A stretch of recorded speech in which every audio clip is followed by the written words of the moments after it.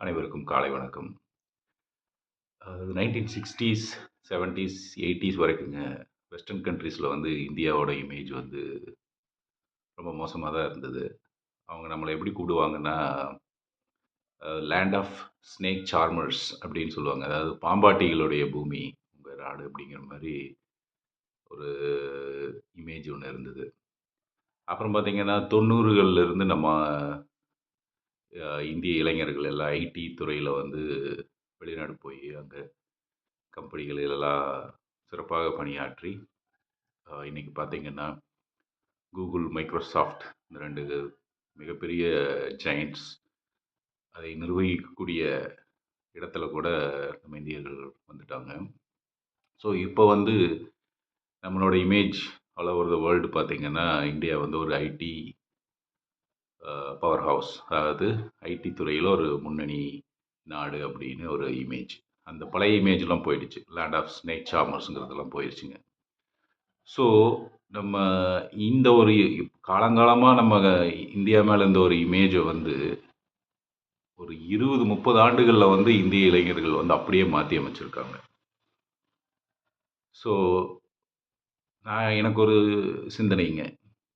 ஏன் நம்ம நாட்ட நிர்வகிக்கிற அந்த ஒரு யூ நோ பதவிகள், இது எல்லாமே வந்து அதிகமா இளைஞர்களுக்கு குடுக்கக்கூடாது?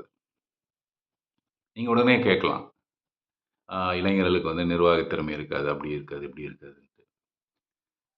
அது Google அண்ட் மைக்ரோசாஃப்ட் 2 கம்பெனியோட மார்க்கெட் வேல்யூ எடுத்துட்டீங்கன்னா, பல ட்ரில்லியன் டாலர்ஸ். அது வந்து நம்ம இந்தியாவுடைய என்டையர் கண்ட்ரியோடைய ஜிடிபி மொத்த பொருளாதார குறியீடுன்னு சொல்லுவாங்கல்லங்க. அதோட பல மடங்கு அதிகம். அதையவே 2 இந்தியர்கள் தான் வந்து நிர்வாகம் பண்ணிட்டு இருக்காங்க. அவங்க இளைஞர்கள் தான். இந்த மாரி இப்போ இப்போ வளர்ந்து வர்ற ஆர்ட்டிஃபிஷியல் இன்டெலிஜென்ஸ் துறையாகட்டும், குவாண்டம் கம்ப்யூட்டிங் இந்த மாரி புது புது துறைகள் எல்லாம் பார்த்தீங்கன்னா, இந்தியர்கள் வந்து பெரிய அளவுக்கு சாதனை பண்ணிட்டு இருக்காங்க. இப்போ நம்ம சென்னையை சேர்ந்த பாலாஜி ஸ்ரீனிவாஸ் அவர் ஆரம்பிச்ச பெர்ப்ளக்ஸிட்டி அப்படின்னு ஒரு கம்பெனிங்க. ஆர்ட்டிஃபிஷியல் இன்டெலிஜென்ஸ் ஸ்பேஸ்ல. இன்னைக்கு வந்து கூகுள் குரோம வந்து விலை பேசுற அளவுக்கு அந்த கம்பெனி வளர்ந்து இருக்குது. அப்புறம் அமெரிக்க அதிபர் டொனால்ட் ட்ரம்ப்போட டெக்னாலஜி அட்வைசரா பார்த்தீங்கன்னா, நம்ம ஸ்ரீராம் அப்படின்னு சொல்லிட்டு சென்னையை சேர்ந்த இளைஞர் தான் இருக்காருங்க. இப்படி இளைஞர்களுக்கு வந்து நீங்க வாய்ப்பு குடுத்தீங்கன்னா, அதாவது ஐடில மட்டும் தான் இளைஞர்களுக்கு வந்து அந்த வாய்ப்பு கிடைச்சதுங்க.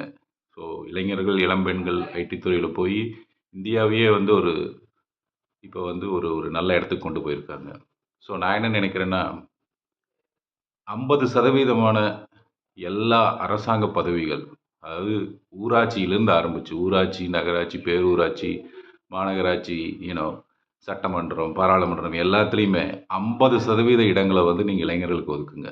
40 வயசுக்கு கீழ இருக்கிறவங்களுக்கு ஒதுக்கி பாருங்க. இந்தியா வந்துட்டு ஒரு 10, 15 வருஷத்துல வந்து இப்ப இருக்கிற நிலைமைய விட பல மடங்கு உயர்ந்திருக்குங்க.